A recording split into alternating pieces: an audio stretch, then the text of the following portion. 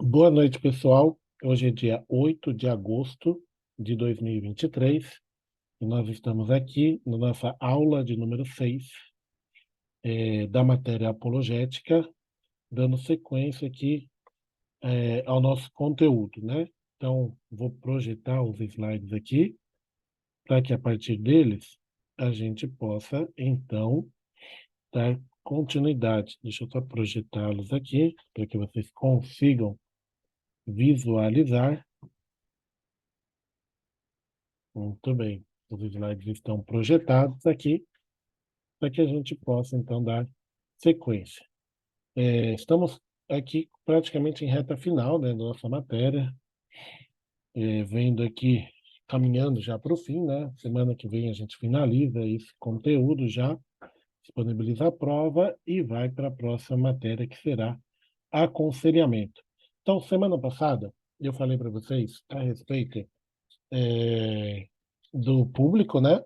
Então, a importância de se conhecer o público, o quanto que isso é de fato relevante, fazendo um exercício, analisando os discursos que estão presentes em Atos, de Pedro e de Paulo, né, e como eles são construídos mediante ao seu público, né, como que eles conseguem, de alguma maneira, fazer contato com o público, né, e dessa forma obter uma autoridade maior, né, dialogando com alguns pressupostos que o público assim acreditava, e falando também a respeito do quanto que é importante, né, o quanto que é também necessário discorrermos a respeito das verdades bíblicas, né? O quanto que uma única verdade bíblica ela deve ser analisada sob seus mais diferentes aspectos, né? E para isso fizemos uma análise teológica a respeito da cruz de Cristo. Então, o quanto que a cruz de Cristo traz verdades fundamentais para nós, né? E usando o exemplo do prisma, né? De uma luz que bate num prisma e que, por sua vez, se descortina em uma série de outras cores. Da mesma forma, nós enxergamos, como por exemplo, na cruz de Cristo, algumas mensagens fundamentais para nós, né? A cruz de Cristo é a base, revela-nos o amor de Deus. A cruz de Cristo, ela traz o perdão para os nossos pecados e assim por diante, né? Então, todos esses pontos que foram abordados na aula passada. E a partir de hoje, então, já no item 5 da sua apostila, para falar a respeito das portas de acesso à apologética, né? Então, quais são as portas, né, de acesso que a apologética assim nos permite, né? E a partir desse tema que iremos discorrer. Então, podemos comparar a apologética a alguém que abre as cortinas para que as pessoas vejam o que se passa do outro lado, ou a um diamante posicionado contra a claridade, de modo que as suas faces brilhem à luz do sol. Então, a apologética, ela sempre será comparada em nossas analogias não como aquela que possui a beleza de algo, mas aquela que possibilita, né, ou aquela que te dá a estratégia, te dá ferramentas para que você descortine, como por exemplo aqui, descortine, né, algo para que as pessoas possam ver o que está do outro lado, para que as pessoas possam ver a beleza de uma determinada realidade, né? Então, a apologética ela possibilita abrir essas cortinas, ela possibilita criar vias de acesso à fé. Então, ela nos ajuda, né? Por isso que a apologética possui um campo de atuação muito amplo, não só relacionado exclusivamente à questão da defesa da fé, né? O que normalmente se associa, né? A apologética sempre é a defesa da fé, e normalmente se faz ou se associa, né? Ou se tem uma imagem de defesa da fé com uma postura que, por vezes, é uma postura que não demonstra, né, um testemunho cristão, que não demonstra um espírito manso, mas muitas vezes um espírito mais agressivo. Então, o meu objetivo tem sido demonstrar o quanto que a apologética abre, né, portas, ela acende luzes para que as pessoas possam ver mais claramente, para que as pessoas possam perceber a beleza que existe no Evangelho de Jesus, sabendo que esta beleza não está de forma inerente na apologética em si. Ela apenas abre os caminhos, né? Conforme o nosso título aqui nos informa, ela apenas é uma porta de acesso para a contemplação de uma realidade maior, de uma contemplação de uma realidade melhor. Então, ela serve como se fosse uma lente para que as coisas se mostrem, né? Ou sejam vistas com uma maior nitidez, né, com uma maior percepção da realidade. Então, a preocupação principal da apologética é fazer com que as pessoas consigam enxergar além dessas dificuldades, além dessas barreiras, percebendo as coisas ou admirando a realidade do Evangelho com mais clareza, sabendo que, em alguns casos, quem o fará, né, ou quem admirará essa beleza, o fará pela primeira vez. Então, descobrir coisas que antes tinham passado desapercebido e, de repente, dar-se conta de que as pessoas podem perfeitamente achar a fé cristã bastante persuasiva no plano intelectual e convincente no que diz respeito à imaginação. Eu estou lendo um livro agora do Philip Yancey, não sei se vocês já ouviram falar, que se chama Maravilhosa Graça. E esse é um livro bem legal, né? Bem bacana, se você tiver a oportunidade de ler. Eu já li ele, inclusive estou fazendo a releitura dele. Em um dado momento, o Felipe Yancey narra uma experiência a respeito da contribuição do Evangelho, né? Então ele diz que essa experiência não foi com ele, né? Foi com uma outra pessoa, não me lembro o nome da pessoa que foi agora, mas foi uma pessoa bem conhecida no meio cristão, né? Um dos personagens conhecidos no passado. E aí ele começa a falar a respeito de que estavam num determinado debate, né, falando sobre qual é a contribuição do cristianismo, né? Então, o que o cristianismo traz de novo dentro de uma realidade religiosa? Então, por exemplo, discutiram-se temas como: será que o cristianismo, a contribuição do cristianismo para a religião são a encarnação, né, de Cristo? Então, por exemplo, o fato de Cristo encarnar-se, né, então, de Jesus vir, né, como um ser humano, é um item novo. Só o cristianismo apresenta essa verdade, essa realidade. E aí discutiu-se que não, que existem outras religiões que também apresentam, claro que não necessariamente sob a verdade, né, mas que apresentam lá as suas fantasias, apresentam lá os seus mitos, na qual existe também a encarnação. Discutiu-se, então, por exemplo, a questão de outros temas, né? Como a questão da ressurreição ou outras coisas mais. E aí descobriu-se que também não, porque existem outras religiões que também trabalham o tema da ressurreição. Então, uma determinada pessoa trouxe a seguinte questão: o que o cristianismo apresenta, de novo, dentro dessa análise religiosa, né? Claro, né, o que eu estou querendo dizer é que, né, qual é o elemento único no cristianismo, né? Qual é o elemento que não está presente em outras religiões? Né? O que o cristianismo tem que outras religiões não têm? Claro que o cristianismo é a verdade, Jesus é a verdade, mas numa análise religiosa, né?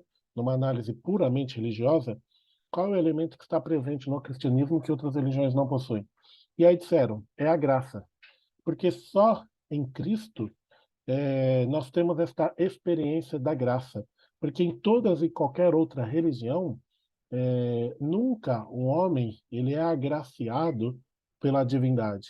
Sempre o homem procura, de alguma forma, satisfazer a divindade, né? Procura ali, através de meritocracia, obter o favor da divindade. E no cristianismo o caminho é ao contrário, né? Cristo se entregou por nós, né? Nós somos agraciados, né? O texto de Lamentações diz que as misericórdias do Senhor elas se renovam a cada manhã, elas não têm fim, né? Então, a apologética se preocupa em demonstrar essa beleza, né? O quanto que o Evangelho de Jesus ele é belo, o quanto que o Evangelho de Jesus ele é singular e nós muitas vezes não conseguimos perceber detalhes tais como esse que fazem toda a diferença. Então, fazer apologética é expressar, é apresentar essa beleza singular do Evangelho de Jesus.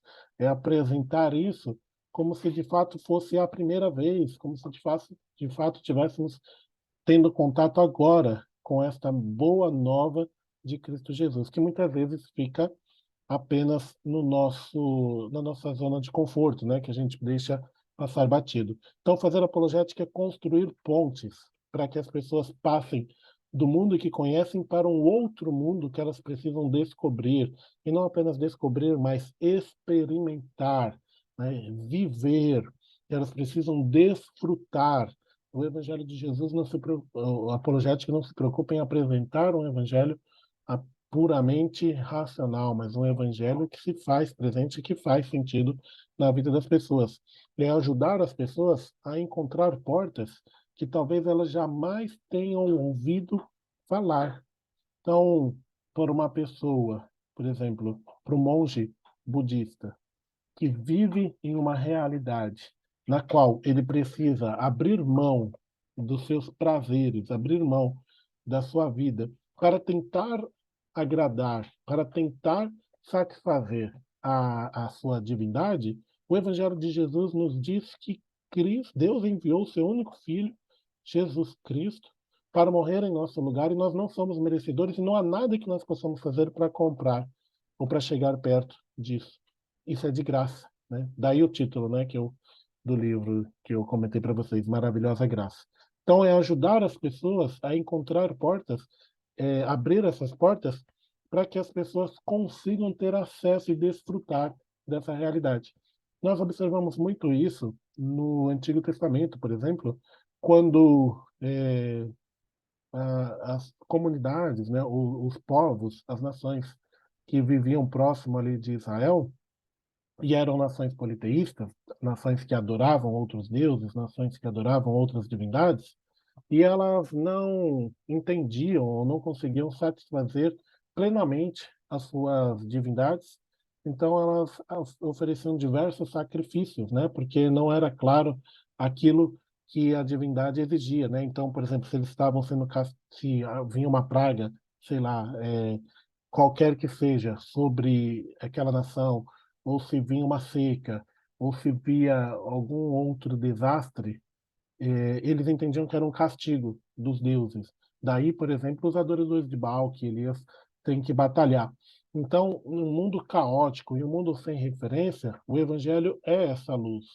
O Evangelho traz-nos aqui as boas novas de Cristo, de que há um Deus que se preocupa, que se importa conosco, e esse Deus deixou a sua vontade clara por intermédio da Bíblia Sagrada.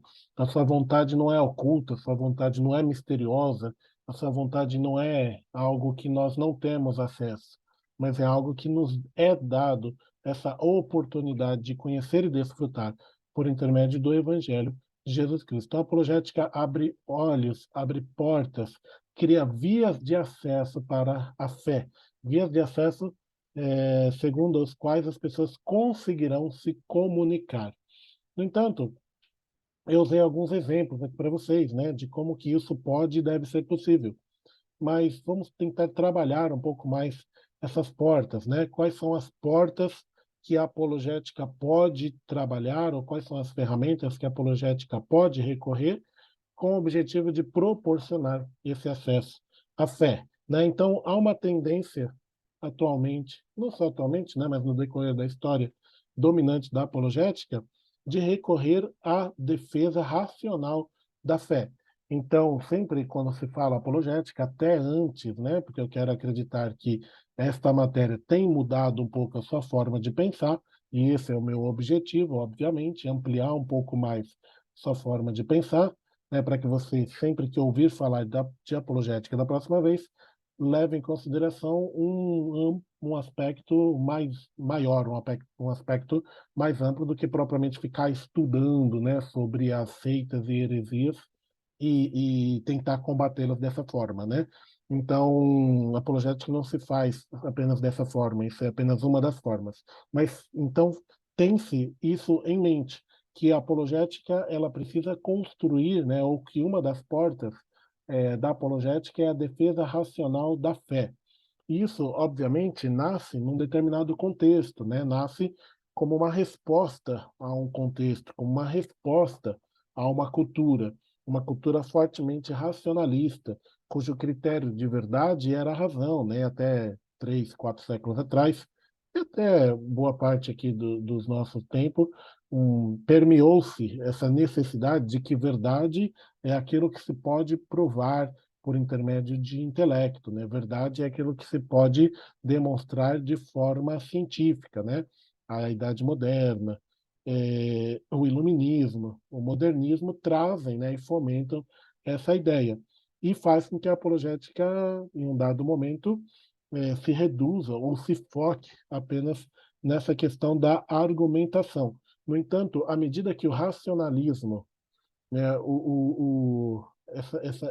esse uso exagerado, ou esse uso apenas da razão como obtenção da verdade diminui, né, como à medida que esse movimento vai se enfraquecendo, criam-se outros aspectos ou outras necessidades aqui para que a apologética desenvolva portas que não necessariamente estejam amparadas apenas na razão. Então, autores cristãos mais antigos, principalmente os autores cristãos que viveram durante o período da Idade Média, eles davam enorme valor não a uma argumentação racional, uma argumentação intelectual, mas eles davam um enorme valor a histórias, a imagens bíblicas.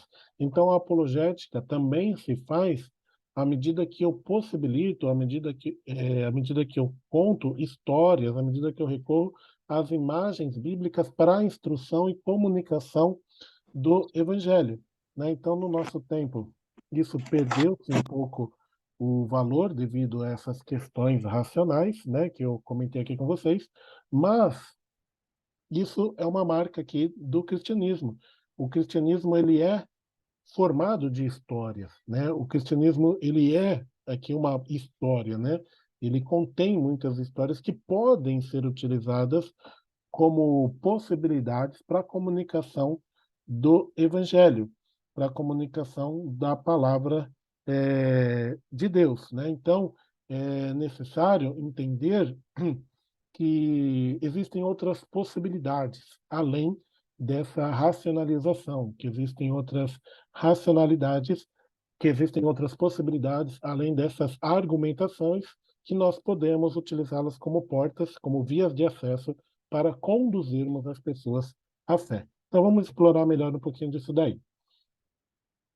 Tratando agora sobre as portas de acesso à apologética, algumas reflexões. Então, uma das imagens mais importantes usadas, né? Então, das histórias, nós temos recorrer aqui às imagens para discutir de que forma que a alma humana é transformada pela graça de Deus é a do Sol e da veneziana, né? Como se fosse ali uma veneziana. Existem alguns autores que trabalham exatamente o conceito dessa imagem para explicar a respeito da realidade do Evangelho. Então, quando nós abrimos, por exemplo, uma veneziana, a luz do sol entra na sala, iluminando-a e aquecendo-a.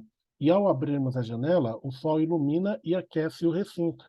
Então, abrir a janela é remover a barreira para a ação de uma força que produzirá um determinado efeito.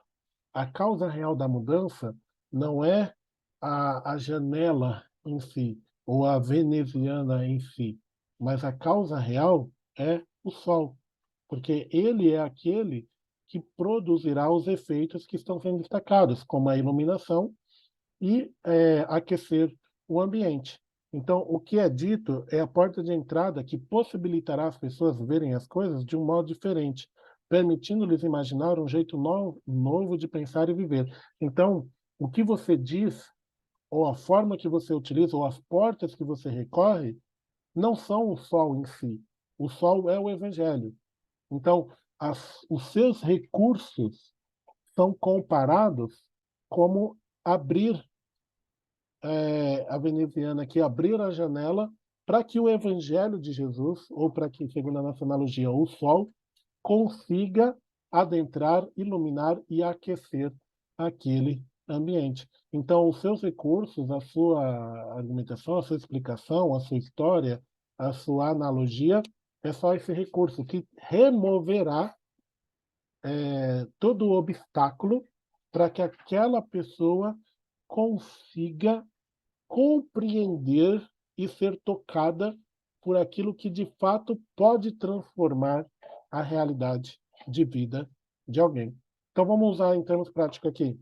Quando você conta uma história para alguém com o objetivo de transmitir o evangelho e aquela pessoa é transformada, né? Ou quando você conta uma história para uma criança, por exemplo, né? Quando você usa uma analogia, aquela criança ela é transformada, o seu recurso é exatamente essa janela que você abre e o evangelho toca. Então, o evangelho já está ali, raiando como um sol, literalmente, só que ainda não permitiu ou ainda não foi possível iluminar, né, aquecer aquele coração. E é necessário, então, abrir essa janela, e essa janela é aberta de algumas formas, conforme essa explicação que está sendo contada neste momento. Então, nós temos aqui algumas formas de fazermos isso, né? Algumas maneiras de fazermos isso, como, por exemplo, explicação. A melhor defesa do cristianismo é sua explicação, ou, em outras palavras, se você quiser defender o cristianismo ou recomendá-lo a alguém, é melhor começar dizendo que ele é de fato. Então, deixa eu explicar melhor aqui, porque essa frase pode gerar uma interpretação ambígua. Muitas pessoas elas têm ideias equivocadas sobre o que é cristianismo. Então, muitas pessoas têm uma percepção errada do que é o evangelho e elas têm dificuldades em se aproximar dele.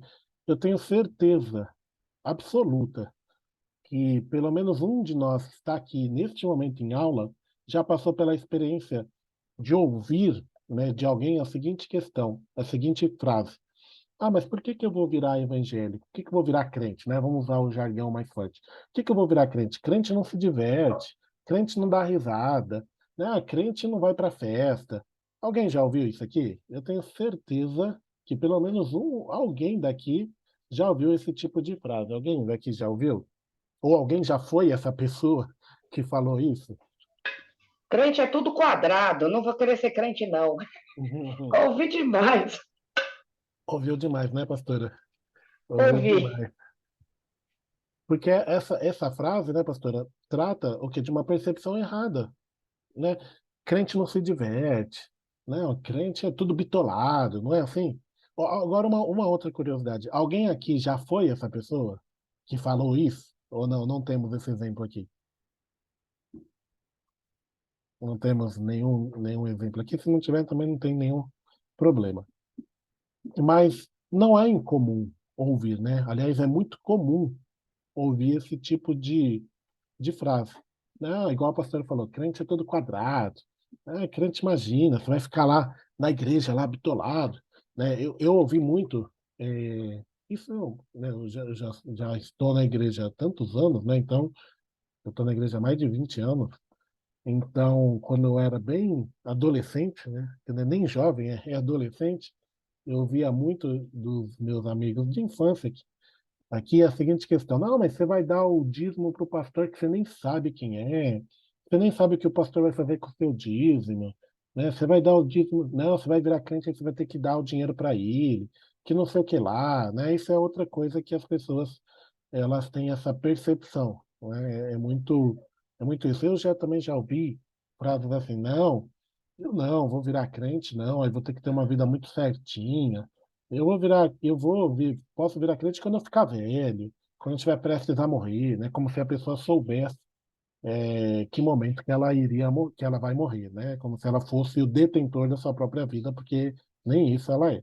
Então a gente às vezes percebe, né, essas ideias equivocadas. Então as pessoas elas têm ideias equivocadas sobre o que é o cristianismo, né? Então percebe que elas têm essas barreiras, elas têm as dificuldades de se aproximar do evangelho. Então à medida que você explica, e daí o termo explicação, você abre essa janela, então você abre essa porta, você possibilita que o sol entre e ilumina e aquece aquela pessoa e transforme aquela realidade de vida. Então, há um exemplo aqui que eu coloco na apostila para vocês, que é de Agostinho. Agostinho foi um dos grandes ícones, né? Um dos grandes personagens do cristianismo na antiguidade. Agostinho, ele se converteu depois de percorrer muito tempo e estudar por muito tempo a filosofia. Agostinho, ele era um jovem orador muito talentoso da África, né? Agostinho era africano. E ele era maniqueísta. Maniqueísmo era uma religião da época, né? Então, eram uns princípios religiosos que não combinam com o cristianismo. Não era uma seita, né? Uma seita da época aqui, que criticava muito o cristianismo. Então, Agostinho, antes de se tornar cristão, era maniqueísta. E ele tinha lá suas crenças, tinha lá a sua forma de entender, né? Não era adepto do cristianismo. Só que, como é, Agostinho, por ser maniqueísta, ele rejeitava o cristianismo, né? Porque ele tinha uma visão do cristianismo que não era a sua, mas era uma visão vinda de outras pessoas, né? Então, outras pessoas davam os seus insights sobre o que é o cristianismo e ele acabou tendo esse preconceito. É igual aquela história, né? Não sei se. É que com certeza tem gente assim, que não come uma coisa porque diz que não gosta, só que nunca comeu aquilo. Né? Tem alguém aqui assim? Eu tenho certeza que tem. Você, mas eu não gosto disso. Por que você não gosta? Ah, não sei, mas você já comeu? Não, nunca comi. Tem alguém aqui assim ou não? Não tem ninguém.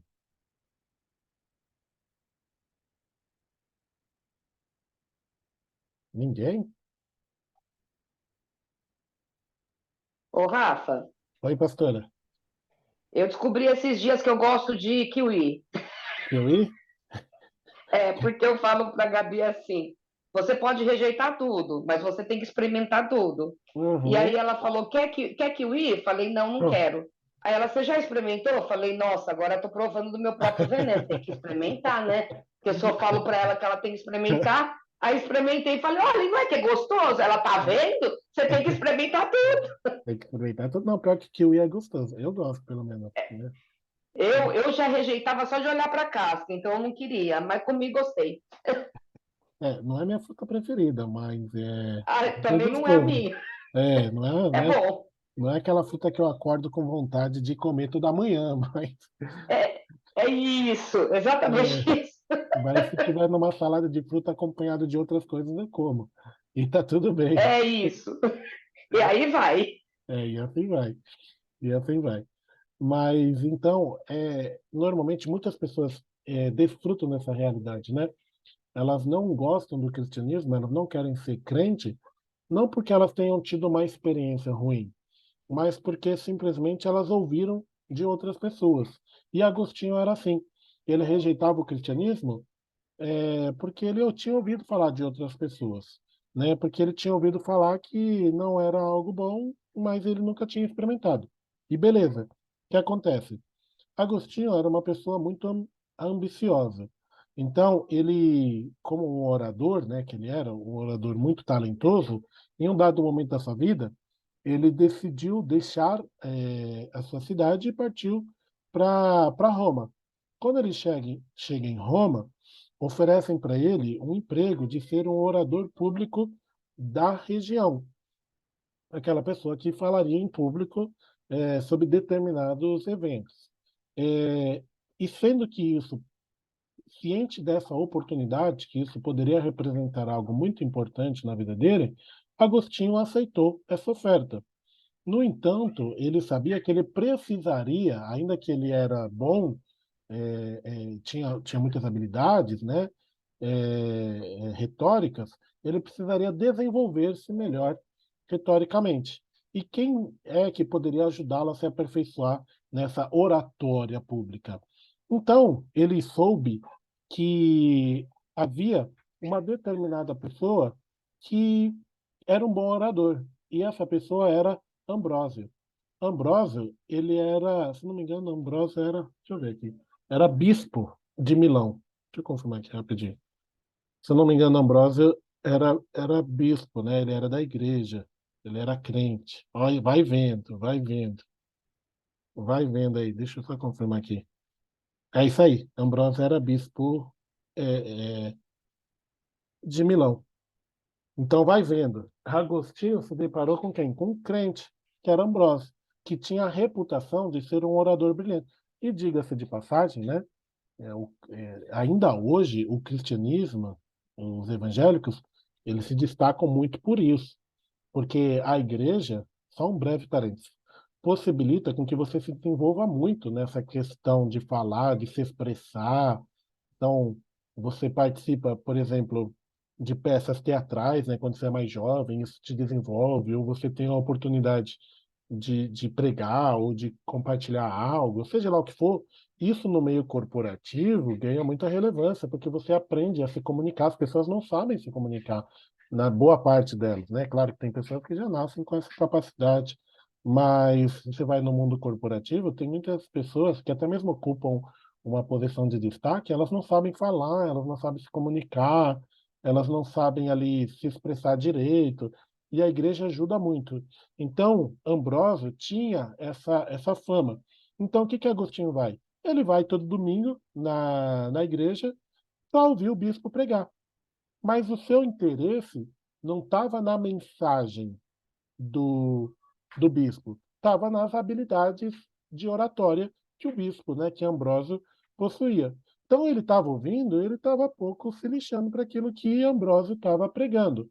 Mas, com o decorrer do tempo, o que que Agostinho testemunha?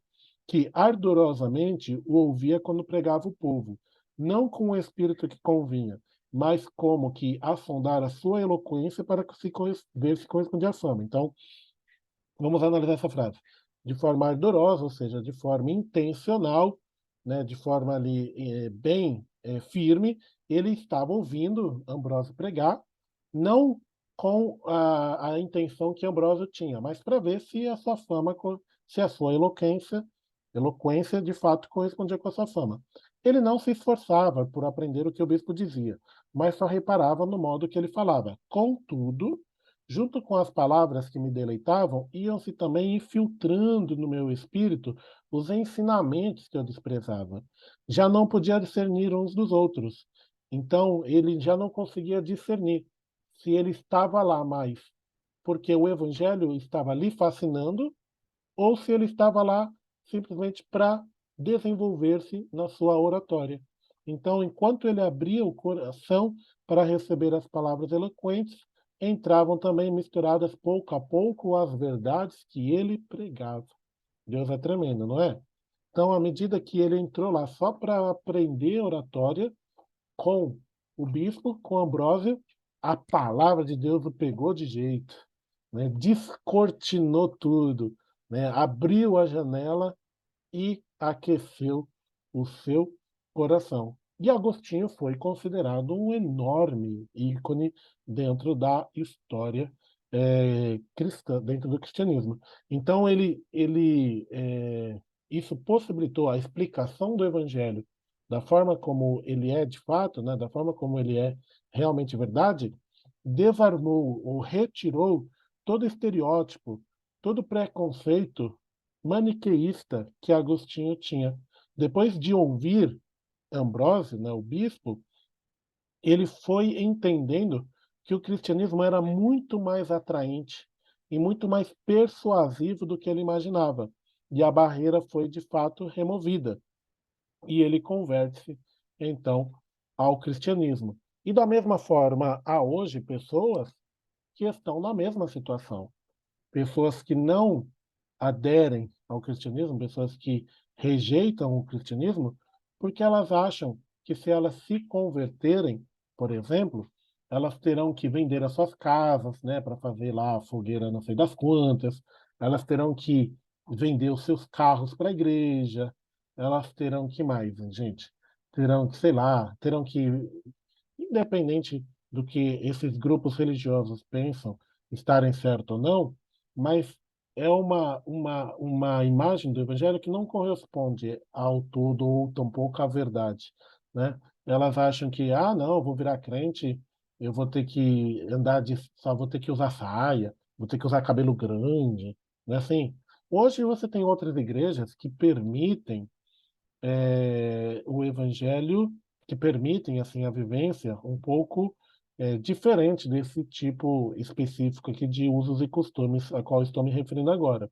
Mas antigamente você tinha essa imagem muito forte, né? E claro que nós respeitamos aqueles que aderem aqui a esse tipo de entendimento. Mas o evangelho não é isso. O evangelho não é você usar saia agora para as mulheres, né, e não ter que usar calça, ou você não cortar o seu cabelo, ou você não assistir televisão, ou você não assistir o jogo do Corinthians, né, ou sei lá o que for. Né, o evangelho não é isso, né, mas muita gente tem essa mentalidade. Por quê? Porque foi passado de forma errônea, porque foi passado de uma forma reducionista, né, porque foi transmitido de uma forma que outras pessoas manipularam e a pessoa criou essa barreira. E a partir do momento que você explica o evangelho, assim, não, não tem nada disso não, né? O evangelho é muito maior que isso. O evangelho ele tem uma abrangência muito melhor, né? O evangelho de fato é a palavra de Deus. Você possibilita, você é uma porta de acesso. Então a explicação do evangelho tal qual ele é abre portas para que as pessoas contemplem a beleza que é estar em Cristo Jesus. Pessoal, se eu estiver indo rápido demais, ou se vocês estiverem com dúvida, fiquem à vontade para perguntar, me interromper, enfim, tá bom? Então, essa é uma das portas, tá? A porta da explicação. Agora tem a porta das histórias, né? Que eu falei aqui também um pouquinho a respeito é, sobre isso para vocês de forma antecipada. Então vamos lá. Uma característica da pós-modernidade, então nós estamos no tempo da pós-modernidade, né? Esse é o tempo que a gente está vivendo. É que é de particular importância para a apologética é a ênfase que ela dá às histórias. Então, a modernidade, que é o tempo que antecede ao nosso momento, né? Nós já passamos da modernidade, né? A modernidade é o tempo que ficou marcado pelo racionalismo, né? Então, a modernidade é o tempo que ficou marcado pela luta, ou pela guerra que se travou entre igreja e ciência, né? Por quê? Porque a ciência queria avançar com seus experimentos, porque queria ali desbravar outras verdades, e a igreja ficou ali, de alguma forma, travando, né? Porque dizia que as coisas não eram dessa forma, né? Então, por isso que veio a resposta, que é o racionalismo e tal, né? Que é uma luta desenfreada, né? Ou de forma muito enfática pela razão. Então, a modernidade, que é esse período da razão, ela via com suspeita a narrativa, né, ou a contação de história como forma de demonstrar a realidade, e procurou reprimi-la ou substituí-la. Então, procurou retirá-la do seu momento de história, recorrendo ao argumento racional à análise. Mas no momento que a gente está, a gente tem um retorno à narração, um retorno à história, né? Então, nós temos aqui a pós-modernidade recuperando o interesse pela história bíblica, incluindo as formas mais específicas, como, por exemplo, as parábolas contadas por Jesus para o ensino a respeito do reino de Deus, né? Que nos permite visualizar que o cristianismo ele proclama e habita em um mundo formado por histórias. O cristianismo é a história de Deus, é a história do ser humano se relacionando com o seu Deus, com ideias e valores alicerçados nas narrativas das interações de Deus com o seu povo, sobretudo nas narrativas de Jesus, ainda que o cristianismo não seja fundamentalmente um conjunto de ideias. Então, desde a década de 70, aumenta cada vez mais o interesse pela análise das histórias na teologia, na apologética, onde se tem evidenciado que as histórias são imprescindíveis para a interpretação do mundo, para a interpretação das verdades, né?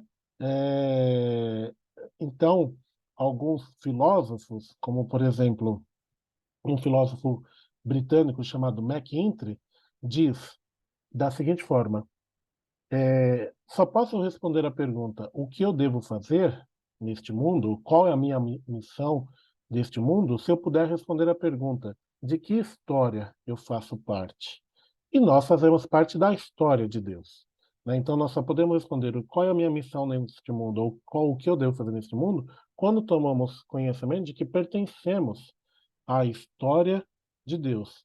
Pertencemos ao momento, em algum momento, daquilo que Deus está fazendo no mundo. Então, questões como quem sou eu, qual é o nosso propósito de vida, o que eu devo fazer, como eu devo agir para fazer a diferença, são respondidas com mais embasamento a partir do momento que reconheço a história a qual faço parte, né? A qual eu de fato existe, a qual de fato eu pertenço. C.S. Lewis entende, né, um importante autor cristão, que a narrativa cristã, ou a história cristã, oferece uma posição privilegiada a partir da qual se pode compreender a realidade. Então, a história de Deus, a história da criação, da queda, da redenção em Jesus, da consumação, né, da ressurreição, explica as demais histórias que contamos sobre nossa identidade e nossos verdadeiros objetivos. Então, entende-se por que o homem está fazendo o que está fazendo neste momento, sendo egoísta, sendo avarento, cometendo atrocidades, quando se entende a história da queda, por exemplo, quando se entende o que aconteceu no passado. A história do cristianismo é a narrativa mestra, é a história suprema, na qual todas as demais histórias estão submissas, estão, de alguma forma, amparadas ali, ancoradas, pela qual nós conseguimos entender o nosso papel e, consequentemente, a história do mundo. Há alguns autores que dizem que quando nós contamos a história que é narrada pela Bíblia, nós proclamamos a visão da realidade, né? Então, ao contarmos as histórias cristãs, nós contestamos, inevitavelmente, não apenas um aspecto do modo que o mundo explica as coisas. Nós questionamos tudo o que ele diz sobre o que é mundo e seu propósito, e oferecemos da melhor forma que podemos uma nova visão de mundo. Então, nós não aceitamos aquilo que o mundo conta a respeito das suas explicações sociológicas, filosóficas, para tentar entender o porquê que o mundo está caótico da forma como está. Porque a história da Bíblia já nos apresenta respostas para isso. Porque a história da Bíblia já nos demonstra o porquê que nós estamos desse jeito e qual é a posição que nós devemos ter e o que nós devemos fazer. Então, a história da Bíblia nos oferece respostas a perguntas como essas, que são perguntas que são realizadas pelos seres humanos, que não conhecem a Cristo ainda. Quem somos? A Bíblia diz que nós somos seres humanos feitos à imagem de nós, de Deus, à imagem do Criador, cuja identidade fundamental, a nossa essência, a nossa identidade, não é definida por raça, sexo, classe social ou localização geográfica. A nossa identidade está em pertencer a Cristo. Onde nós estamos? Nós aprendemos que nós vivemos em um mundo bom e belo, mas este mundo está doente. Este mundo foi criado por Deus, cuja imagem refletimos, mas o homem pecou. Né? E o que o levou a isso? Ou o que está de errado? Descobrimos, através da história bíblica, que a humanidade se rebelou contra o seu Criador, a história da queda. E, por consequente, o mundo não está em sintonia com a intenção para o qual foi criado. O mundo está caótico não porque Deus o criou dessa forma, mas porque aconteceu algo que o transformou desta forma. E qual é a solução para isso? Deus está agindo. Deus agiu, está agindo e agirá na criação por meio de Jesus e do Espírito Santo, para lidar com o mal resultante da rebelião humana e para que se cumpra no mundo aquilo para o qual ele foi criado, repercutir de forma plena a presença e a glória de Deus. Então, nós entendemos, por intermédio da história bíblica, que, de fato, temos resposta, sim, para esse mundo. Temos resposta para essa realidade que nós estamos vivendo. Uma visão semelhante ocorre nas obras do famoso escritor Tolkien. Tolkien é autor do Senhor dos Anéis. Ele defende, ele ficou famoso pela sua defesa no papel da história, na interpretação da realidade que ele utilizou para aplicar, né, ou para escrever Senhor dos Anéis. De acordo com ele, de acordo com essa abordagem, o poder da explicação da narrativa cristã é evidenciado por sua habilidade de situar e explicar outras histórias. Então, todas as histórias que estão no mundo podem ser melhor explicadas pela narrativa cristã, conforme a gente viu nesse exercício agora. Então, a história cristã não precisa ser racionalizada, não precisa passar pelo crivo da racionalização, porque há verdades que estão acima da nossa compreensão. E o fato de estarem acima da compreensão não as torna mentira, muito pelo contrário, a verdade está lá, né? E há verdades que nós ainda não conseguimos experimentar e que são obtidas por meio de fé, por meio de uma realidade ainda superior. Então, a história ela é muito mais interessante do que qualquer argumentação, porque ela demonstra que o cristianismo é real. Ou seja, em outras palavras, ela pode mudar a vida das pessoas, dando-lhe novas razões para viver e uma firme esperança em relação ao futuro.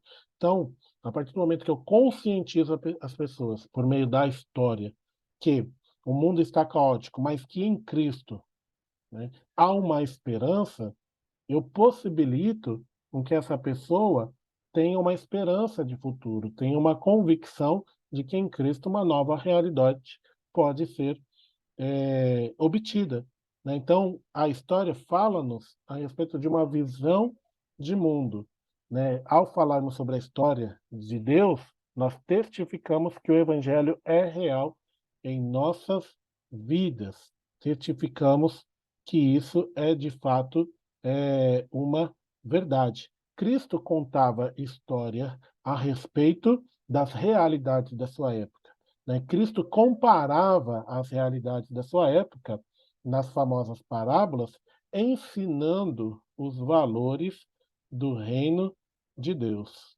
ensinando as verdades celestiais por meio dos elementos que se conectavam com o seu povo. Então, nós estamos sempre em busca de algo que valha realmente a pena na vida. Contudo, não raro, nos damos conta de que as coisas que acreditávamos fossem fazer felizes e nos dar contentamento não cumprem o que prometiam. Ficamos imaginando, então, se haverá algo que possa nos dar alegria e paz. Jesus contou, certa vez, uma história a esse respeito, onde o mercador encontra uma pérola muito valiosa à venda. Ele decide vender tudo o que tinha para possuí-la. E por quê? Porque quando o mercador viu aquela pérola especial, soube que tudo o que tinha parecido sem brilho tudo que tinha era parecido e sem brilho em comparação a ela. Assim como o brilho do sol oculta o brilho das estrelas, de modo que só possam ser vistas à noite, de igual modo aquela pérola permite ao mercador ver o que ela possuía sob outro ângulo. O que ele achava que poderia satisfazê-lo serviu apenas para lhe mostrar a sua insatisfação e desejar algo que, naquele momento, estava além de seu alcance. Foi então que ele viu aquela pérola especial. Sabia que ele tinha de possuí-la. Ele descobrira algo do mais alto valor, até que, enfim, ali estava uma coisa que valia a pena possuir. Tudo o que mais ele tinha pareceu de pouco valor em comparação. Nem assim é o Evangelho no momento que você decide conhecê-lo melhor. É algo tão sublime que sobrepuja todo o mais. Então, a história bíblica nos mostra o verdadeiro valor do Evangelho, que há algo que sobrepuja, que está acima de qualquer coisa que nós podemos ter. Até aqui está tranquilo, pessoal? Vocês estão conseguindo acompanhar? Eu sei que esse tema neste momento é um pouco mais denso, mas eu ainda não finalizei essa parte, tá? Mas vocês estão conseguindo me acompanhar? Querem perguntar algo? Tá de boa? Tranquilo, Rafa. Beleza. Vi alguns joinhas aqui também. Então tá bom. É, Nós temos na própria Bíblia uma história que nos ajuda a compreender essa realidade. Uma das narrativas mais importantes do Antigo Testamento é a do cativeiro de Jerusalém. Então, quando Israel é levado cativo pela Babilônia, lembram-se disso em Panorama do Antigo Testamento? Quando o imperador babilônico, Nabucodonosor, derrota os exércitos de Israel. Antes disso, derrota o exército egípcio e, na sequência, derrota Israel, fazendo da Babilônia a principal potência militar e política da região. Joaquim, que até então era o rei de Judá, não se tinha mais o Reino do Norte, uma vez que o Reino do Norte foi vencido pela Síria, lembrem-se dessa história. Joaquim, rei de Judá, se rebelou contra o governo babilônico. Judá foi invadida pelas forças babilônicas, o que foi interpretado pelos autores da época como cumprimento da promessa de julgamento do povo e do rei e dos reis que foram infiéis por parte do Senhor. Então, essa história de fato aconteceu e a história foi interpretada por aquilo que os profetas haviam anunciado. A família real, juntamente com os conselheiros do rei, se entregaram à Babilônia, foram deportados para lá, né, juntamente com muitos outros cativos, né, em três deportações que acontecem, né, então são três levas de deportação. Daniel, Ezequiel, Jeremias, todos esses dessa época, né, são também levados cativos para lá. E somente quando a Babilônia foi derrotada pelos persas, muito lá para frente, né, 70 anos de cativeiro, quando a Babilônia é derrotada pelos persas, que é o novo império dominante, né? Daí você tem os livros de Esdras, Neemias, Esther, né? Todo esse período aqui é que o povo de Israel obtém permissão para retornar a Jerusalém, para retornar a essa pátria. Então, essa história, esse momento, isso é uma história, né? Isso é um fato que aconteceu, obviamente, isso é uma história, né? É, que realmente aconteceu. Essa história, ela é utilizada na própria Bíblia para interpretar a situação do homem, né? O quanto que isso representa, né? O quanto que isso apontou ali do ponto de vista cristão, a situação de Jerusalém é o símbolo da situação do ser humano. Aquelas pessoas, elas não eram da Babilônia, elas estavam exiladas, elas estavam ansiosas para voltar para sua pátria. Da mesma forma, nós não pertencemos a este lugar. Então, a história nos permite fazermos essas conexões. Então, os judeus estavam na Babilônia, mas eles não eram dali. Eles ansiavam pela sua pátria. E nós também. Estamos aqui, nós não pertencemos aqui, nós ansiamos por um lugar diferente. Salmo 137, a primeira referência bíblica de hoje, hein? Quem lê para mim? Salmo 137, de 1 a 9.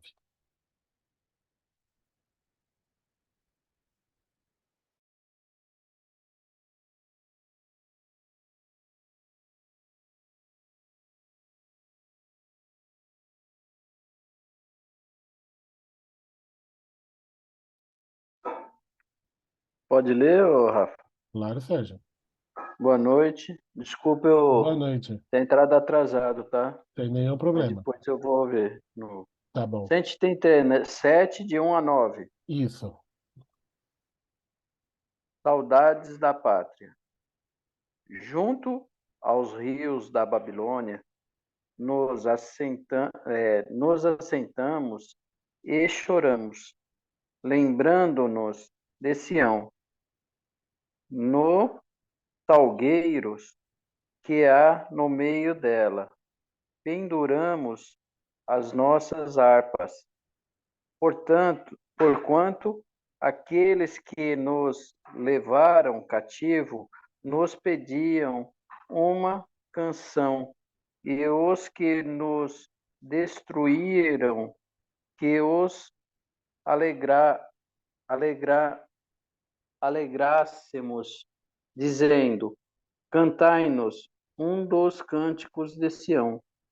Mas Como entoaremos o cântico do Senhor em terra estranha? Se eu me esquecer de ti, ó Jerusalém, esqueça-se a minha destra, da sua destra, destreza. Apeguem-se-me a língua ao paladar, se me não lembrar de ti, se não preferir Jerusalém, a minha maior alegria. Lembra-te, Senhor, dos filhos de Edom, no dia de Jerusalém, porque diziam: arrasai-a, arrasai-a, até aos seus alicerces. Ah, filha da Babilônia, que vais ser assolada. Feliz aquele que te retribuir, consoante nos fizeste, e a nós. Feliz aquele que pegar em teus filhos e der com eles nas pedras. Muito bem, muito obrigado, Sérgio. Então, o Salmo 137 fala exatamente a respeito dessa realidade. Quando o povo de Israel estava cativo na Babilônia. E começa, né, dizendo exatamente as informações que foram lidas pelo Sérgio. Junto aos rios da Babilônia, nós nos sentamos e choramos com saudade de Sião. Então, o salmista diz, quando eles viviam um momento de saudades, de tristeza, de choro, e diziam para eles: cantem-nos para nós uma canção de Sião. E eles respondiam: como nós podemos cantar uma canção do Senhor numa terra estrangeira? Como eu posso cantar, né, uma canção de Jerusalém em um lugar que não é Jerusalém, né? Que a minha mão se define se eu me esquecer de ti. Então, o objetivo é destacar o quanto que eles estavam ansiando pela sua pátria. Eles viveram 70 anos na Babilônia. Claro que alguns morreram lá, não voltaram, mas eles ansiavam por isso. Eles ansiavam por voltar. Essa estrutura, essa passagem, interpreta a nossa vida humana. Essa história identifica-se com a nossa. Nosso, exatamente naqueles pontos que eu falei, nosso lugar não é aqui. Essa não é a nossa pátria. Nós pertencemos a outro lugar. Nós somos de outro lugar. Essa habitação temporária não nos identifica por completo. Nós queremos voltar ao nosso verdadeiro lugar. Nós vivemos nesta esperança de que um dia estaremos lá. Então essa história fala da nossa origem. Essa história fala do nosso destino verdadeiro. Essa história fala das mais profundos anseios do ser humano, de viver uma realidade em Deus. O apóstolo Paulo, me lembra um texto de Filipenses, deixa eu ver se eu sei de cabeça aqui, Filipenses 3, versículo 20, se não me falha a memória, vamos ver, isso aí, que a nossa cidadania está nos céus, de onde nós esperamos ansiosamente um Salvador, o Senhor Jesus Cristo. Então, o apóstolo Paulo reforça esse tipo de aspiração. Nossa cidadania não é estar aqui. Percebe que mesmo o apóstolo Paulo, de alguma forma, remete à história que foi contada, né? Que é usado para fazer as suas analogias. Então, contei para vocês a respeito de uma história bíblica verdadeira que nos ajuda a compreender e melhor explicar o Evangelho. Mas, e com relação a outras histórias que são narradas, contadas, escritas, com o propósito de contestar ou de combater o cristianismo? Então, um determinado escritor chamado Alistair McGrath, ele analisa duas dessas histórias que têm por objetivo combater ou desacreditar o cristianismo. E para isso ele cita dois livros. Código da Vinci, de Dan Brown. Alguém já ouviu falar? Ou já viu, ou já leu? Alguma coisa sobre o Código da Vinci ou não? Acho que tem até o filme, né? Do Código da Vinci. Ninguém tinha ouvido falar? Já ouvi falar do Código da Vinci, Hum, já vi. Eu Já sei ouviu, que tem Sérgio? um filme também. Eu nunca li, né? Uhum. Não perdeu nada. Não perdeu nada em não ter lido. E o outro livro aqui, que se chama O Bom Jesus e o Infame Cristo. Então, esse aqui não é tão bom, não é tão conhecido, né? Mas são dois livros. Código da Vinci, de 2003, de Dan Brown, e O Bom Jesus e o Infame Cristo, de 2010, de Philip Pullman. Qual é a abordagem deles? Que respostas são oferecidas? Qual análise foi feita? Então, esses livros contam história que tentam combater o cristianismo. Então, lembra que eu falei para vocês, nós estamos num período da pós-modernidade, onde há um resgate pela história. Então, não é de se estranhar que nesse período da pós-modernidade, percebam as datas, aqui o período em que eles foram escritos, 2003 e 2010. É nosso tempo aqui, bem próximo, né? Então, eles vão também oferecer histórias, só que diferentes das histórias que têm por objetivo nos ajudar na compreensão do Evangelho. Esses dois camaradas vão combater o Evangelho de Jesus. Então, eles têm por objetivo tentar convidar os leitores a imaginar um outro mundo e comparar com o nosso mundo. Mas e esse outro mundo que está sendo contado aqui? Qual é o mais atraente? Qual será o verdadeiro? Então, eles vão combater também. Essas leituras aqui, essas histórias, elas têm motivações normalmente polêmicas, com o objetivo de demonstrar um personagem histórico sob um ângulo diferente. Então, nesses dois casos em específico, eles têm por objetivo demonstrar ou apresentar Jesus sob um ângulo ruim. Então, eles querem contar a respeito da vida de Jesus sob um ângulo que visa desqualificá-lo. Então, Dan Brown, no seu livro Código da Vinci, desenvolve uma história que reconta ali toda a origem do cristianismo,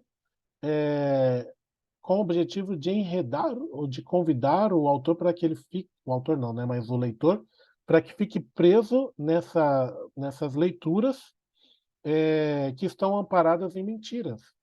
Então, Dan Brown fala que a igreja inventou a respeito da divindade de Jesus.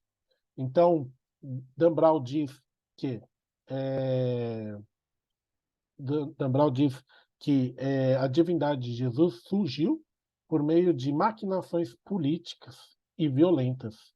Ele diz que aquilo que se tem sobre Jesus ser Deus foi, na verdade, algo que foi imposto politicamente no século IV por Constantino numa votação que foi amplamente apertada e que ganhou-se dizendo que Cristo deveria ser considerado como Deus, porque até ali ele não era considerado como Deus. É claro que isso é mentira.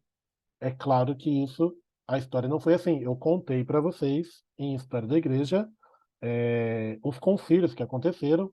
Neste caso, Dan Brown recorre ao Concílio de Nicéia, em 325 depois de Cristo, e eu contei para vocês, na História da Igreja, um pouquinho a respeito da história dos concílios e os motivos pelos quais eles foram feitos.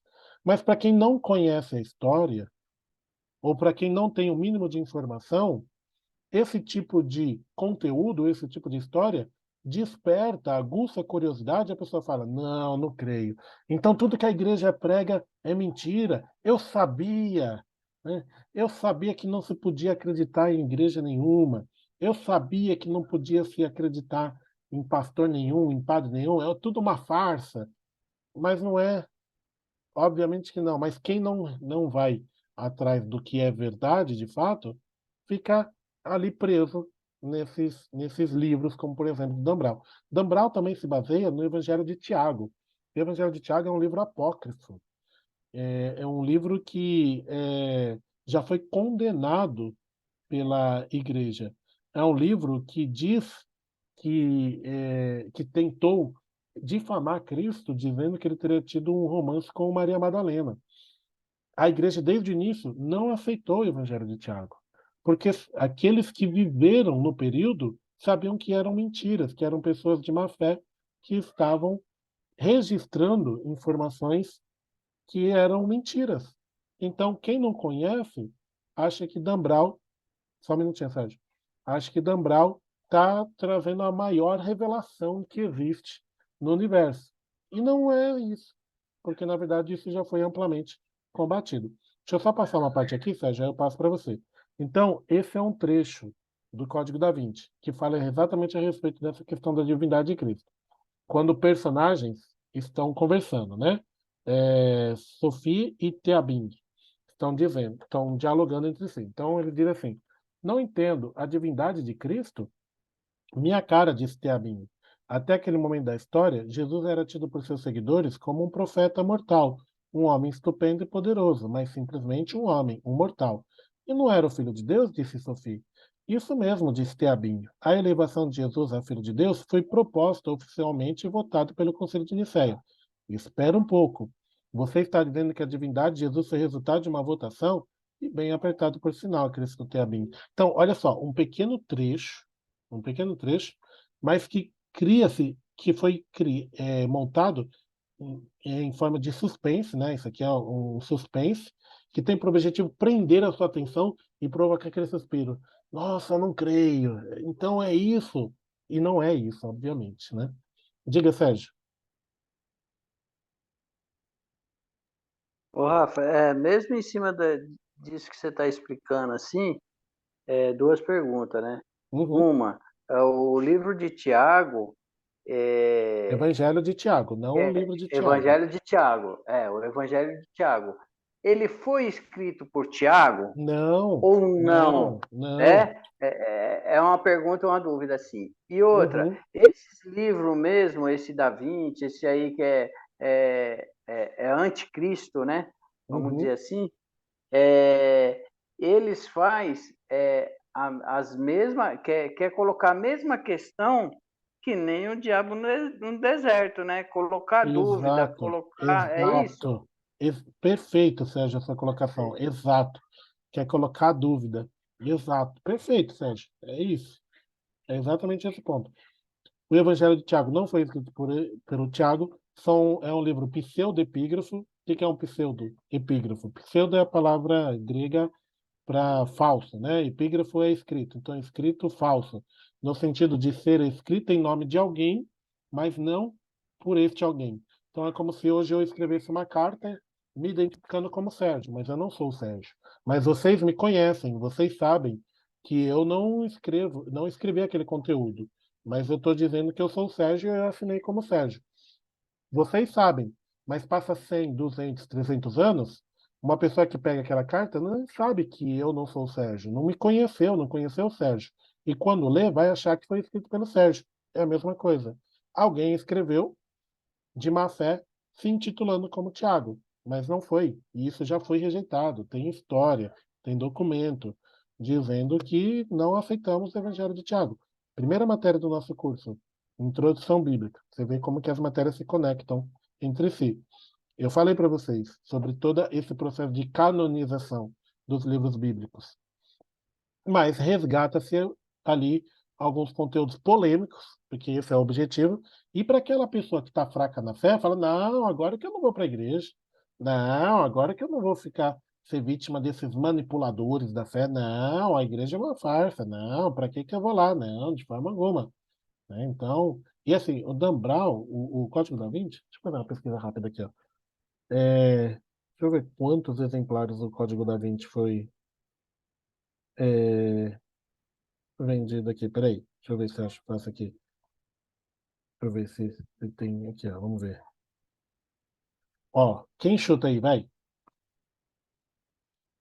Quem chuta, olha só como esse assunto desperta curiosidade das pessoas, né? Impressionante. Quem chuta aí, vai? Sem pesquisar no Google, vai. Vamos só chutar aqui. Quantos exemplares Alguns, vocês acham? É, alguns milhões. não, mas alguns é muito genérico. Dá um número.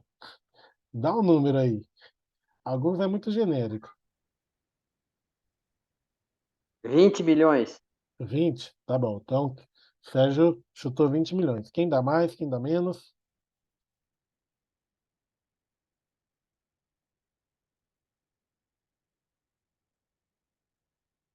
Ninguém? Não tenho medo de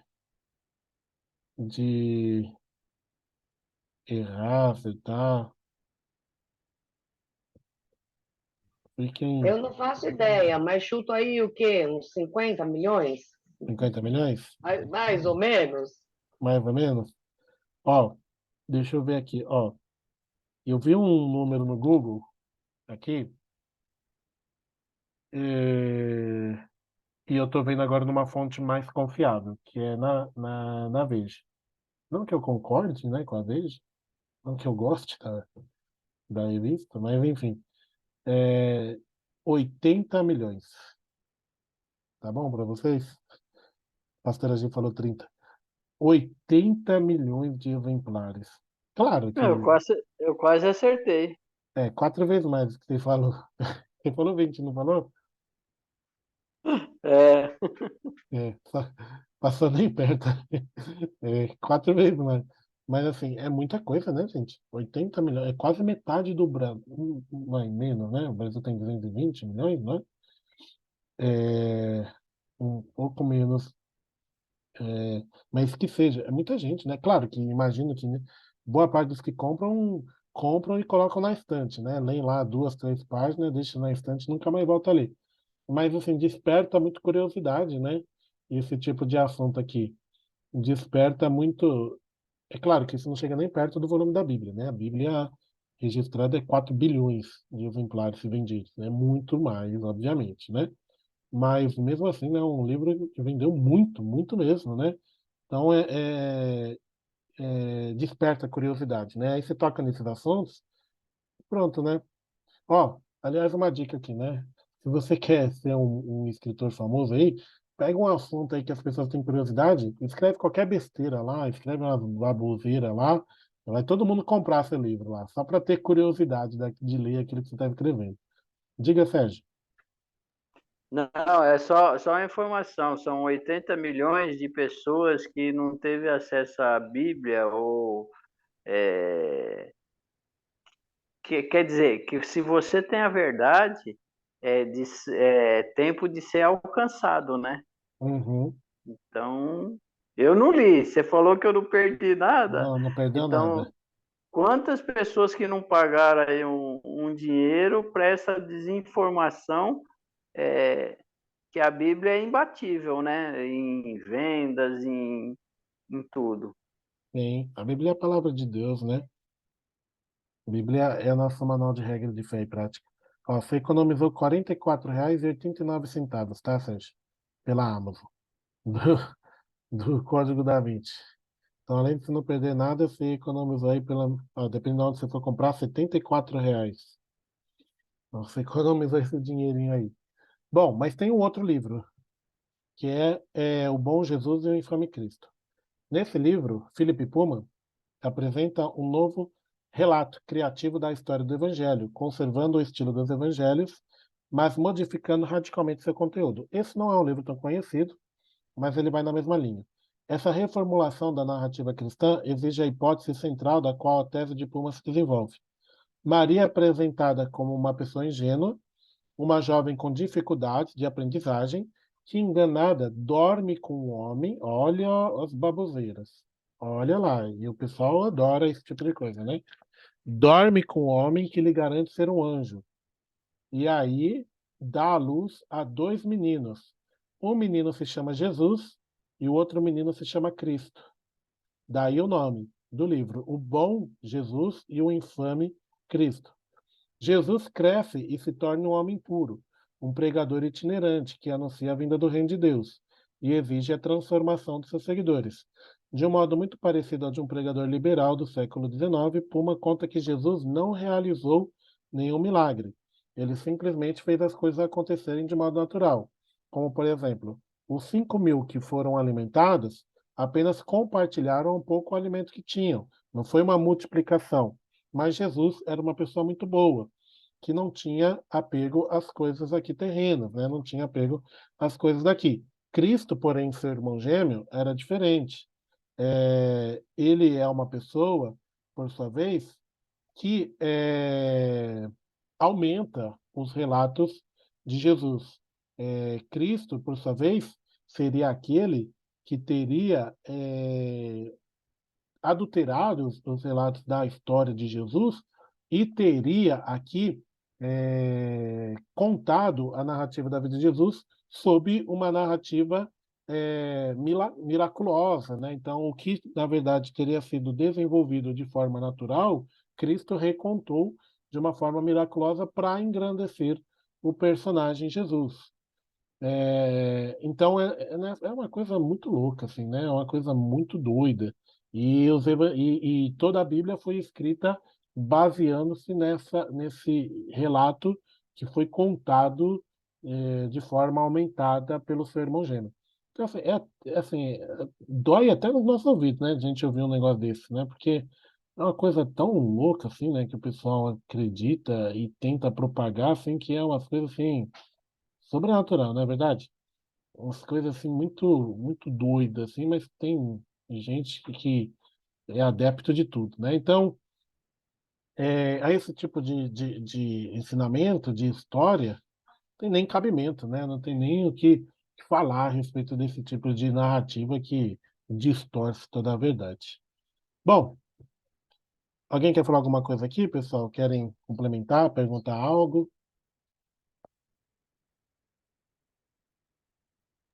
Tranquilo, Rafa. Beleza. Então vamos lá para a outra porta aqui, para a última aqui. Imagens. Então, para os autores modernos, as imagens e não as palavras são a forma suprema de comunicação. Uma imagem fala muito, na verdade, né? As imagens, de fato, têm um poder de persuasão, de comunicação, de uma mensagem muito forte, né? Então, as agências, por exemplo, de publicidade, elas gastam fortunas para descobrir a imagem ideal de uma empresa. Criam comerciais para televisão, com imagens que nos levam a desejar certos produtos e outros não.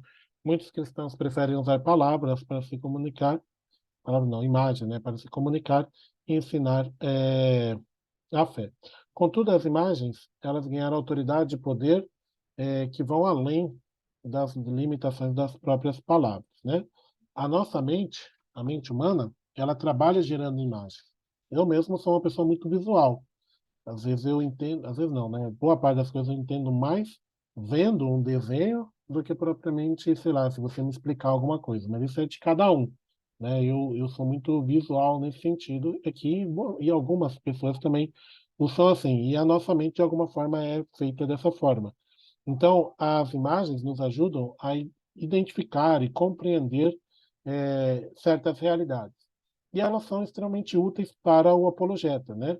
Porque as imagens ou as verdades do Evangelho também podem ser expressas por meio de imagens, que têm o poder de cativar a imaginação, de entender determinadas realidades. Então, essa porta tem por objetivo analisar algumas imagens e ver de que modo elas podem ser usadas para recomendar e comunicar o Evangelho de Jesus. Então, vamos ver aqui algumas dessas imagens. Uma dessas imagens que nos permite comunicar o Evangelho de Jesus foi retirada de uma obra clássica da filosofia grega, a República de Platão. Então, Platão, né, tem essa obra aqui, a República, que influenciou uma das crônicas de Nárnia de C.S. Lewis. Segundo essa imagem, eu não sei se vocês já viram, né, já tiveram a oportunidade de ler, fala da seguinte forma: Platão pede para nós imaginarmos que nós estamos numa caverna escura, né? Exatamente dessa forma aí. Então, imagine que uma pessoa está numa caverna escura, dentro da qual vive um grupo de pessoas. Então, você tem um grupo de pessoas que vivem aqui desde que elas nasceram. Elas estão presas aqui. As pessoas estão presas aqui. Elas nunca saíram dali. Elas não conhecem outro mundo.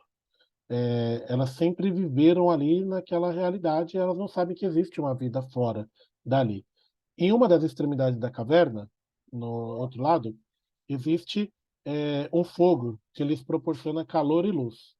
Então, este fogo, além de proporcionar para elas calor e luz, as suas chamas se elevam sobre as paredes, produzindo ali algumas imagens.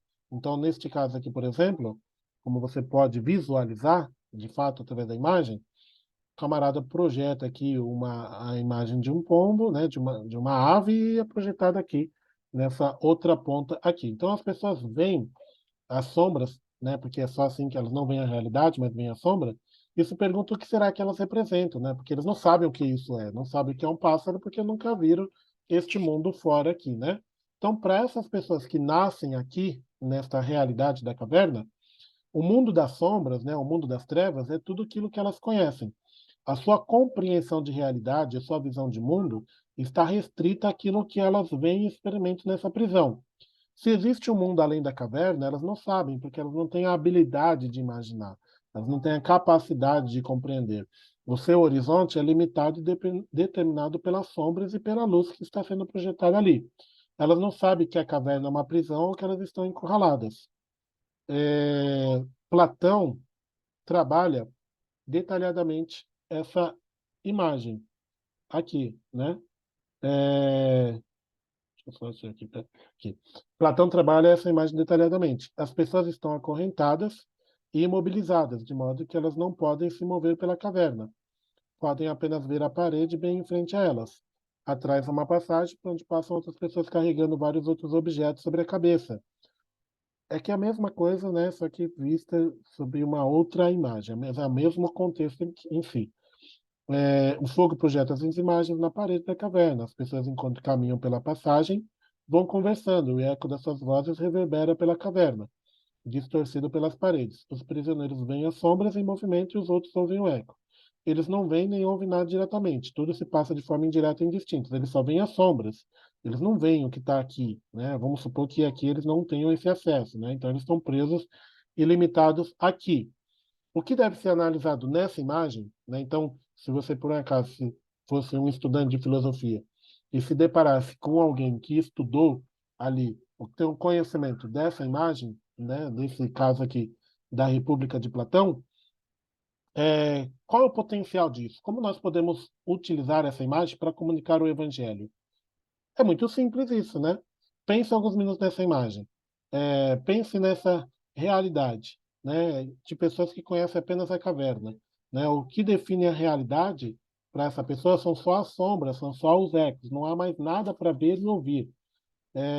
Não é possível comparar o mundo da caverna com outra realidade, porque as pessoas só conhecem essa realidade. As pessoas da caverna conseguem imaginar que há um outro mundo? Elas conseguem entender que há uma realidade por trás ali desta verdade que eles estão vivendo naquele momento? Somente de três formas.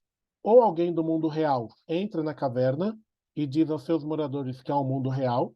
Então as pessoas estão na caverna, elas recebem a visita de alguém do mundo real e diz, ó, isso realmente não é verdade, existe outra verdade, tá? Isso pode ser explorado porque na apologética foi exatamente isso que Cristo fez por nós.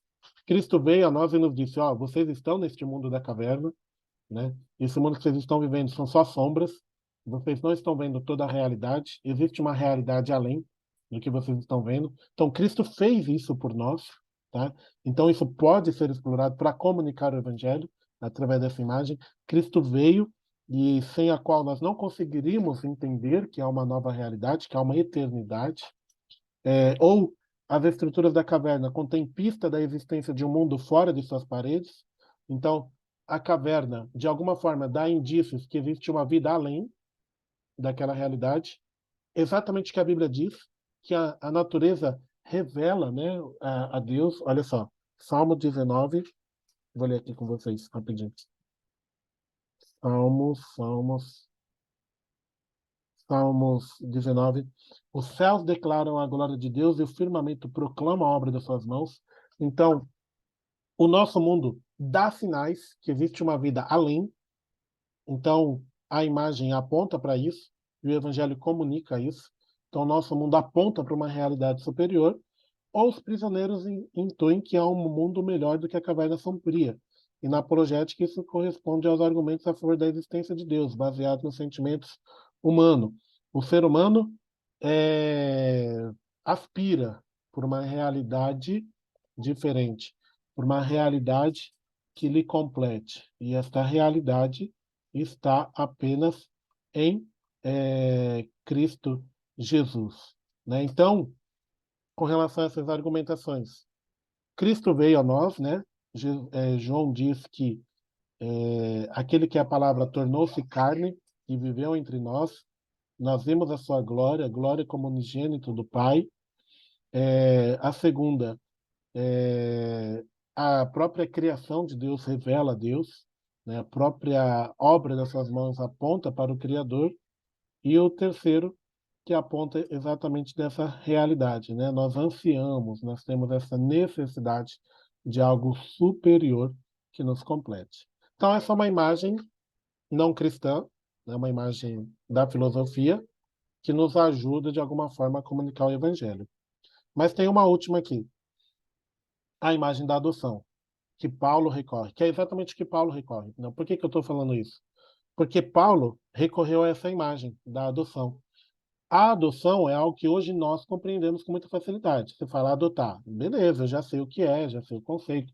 Provavelmente, não sei se aqui alguém tem essa experiência de ser adotado ou de adotar alguém, mas você talvez conheça alguém que adotou. Isso é muito comum.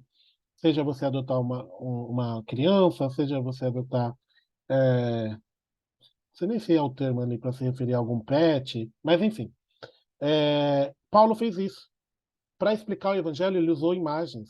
Por quê? Porque o conceito de adoção não era conhecido do mundo judeu, mas era conhecido do mundo romano. Então, Paulo usa uma série de imagens fortes em suas epístolas, as quais nos ajudam a compreender o que Cristo fez por nós na cruz e na ressurreição.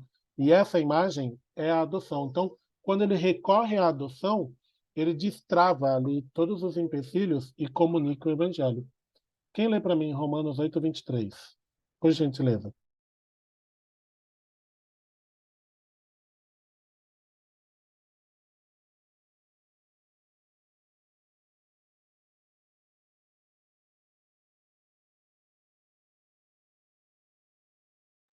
Quem que lê para mim? Romanos 8:23.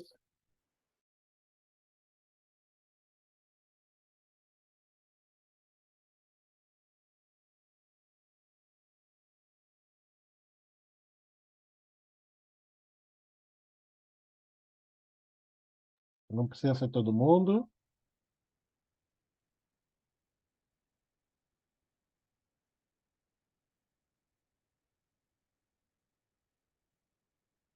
A pastora Gi falou que tem um primo adotado que não parece, porque até as características lembram do tio. Se fosse biológico, não parecia tanto. Eu acredito.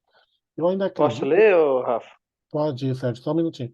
Só respondendo a Tá. pastora Gi. Eu ainda acredito, pastora, que, não sei, é um assunto bem aleatório aqui, tá? Não tem nada a ver com a matéria, mas só que a senhora falou aqui, aí me lembrou uma coisa.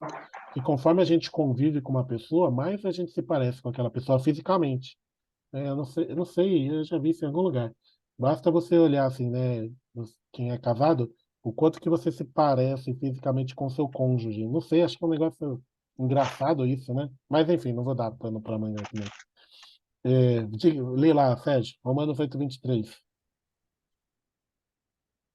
Romanos 8:23. Isso. E não só ela, mas nós mesmos também gememos em nós. Ai, calma aí, perdão. E não só ela, aqui o 23, E não só ela, mas nós mesmos que temos as primícias do Espírito, também gememos em nós mesmos, esperando a doação, a saber, a redenção do nosso corpo. Não é doação, é adoção, certo? Adoção, Isso, adoção. isso. É a É, vista. que é exatamente o que eu queria enfatizar, Sérgio. É a adoção. Exatamente. Então, esperando a adoção. Gálatas 4:5, a fim de redimir os que estavam sob a lei, para que recebêssemos a adoção de filhos. Então, o que Paulo está dizendo? A imagem da adoção é uma imagem fácil de entender para o mundo da época, né? Os judeus não tinham esse conceito, mas os romanos, os gentios tinham. Então ele recorre a um conceito para dizer: Cristo nos adotou. Nós não merecíamos, nós estávamos órfãos, mas Cristo nos adotou. Então Cristo nos resgatou. Então, o que é que eu quero destacar aqui? O poder de uma imagem para explicar um conceito. Então, quando eu trouxe para vocês, primeiro, o conceito do mundo das sombras, né, de Platão, talvez alguém tenha ouvido pela primeira vez, ou outro já tenha ouvido, e tudo bem. Mas explica muito bem a verdade do Evangelho, né? Isso tem um poder. E tem muitas outras imagens que podem ser utilizadas para explicar o Evangelho. Cristo fazia isso muito bem com as parábolas, né? Recorria às imagens lá de coisas conhecidas da sua época. Então, as imagens nos ajudam muito nessa questão. Bom, pessoal, falei bastante hoje, hein? Eu engatei aqui a terceira, quarta, quinta, sexta e fui direto, Top. hein? E aí, Só no finalzinho cortou, Rafa. Eu vou ter que ouvir depois. tudo bem, tranquilo. Mas tá É, jóia. Vocês querem perguntar alguma coisa? Querem falar algo? Ou tá de boa?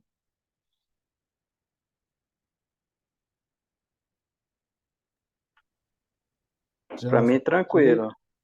Tá. Jana falou ok. Tranquilo, Rafa. Gi também. De boa, Rafa. Aliás, muito acrescentou demais. Muito boa a aula. Ai, que bom. Fico feliz em saber. Então tá bom, pessoal. Semana que vem é a nossa última aula dessa matéria, tá? Última aula de apologética. Aí a gente vai para a penúltima matéria do nosso curso, que é aconselhamento. E a última é hermenêutica. Então vocês percebem que agora são umas matérias um pouco mais densas, né? A própria apologética aqui, às vezes, exige, né, algum conteúdo um pouco mais denso. Mas não fiquem com dúvidas, tá? Por isso que eu insisto nisso. Se vocês tiverem dúvidas, perguntem, me mandem lá no WhatsApp ou por aqui, seja lá o que for, tá? Então, semana que vem a gente se encontra novamente, encerra a matéria, disponibiliza a prova, combinamos o prazo de forma unilateral, né? Porque eu que dou esse prazo para vocês. E a gente começa no dia 22, nova matéria, tá? Deus abençoe, abençoe, fiquem na paz e até semana que vem, se Deus quiser. Boa noite. Até semana que vem.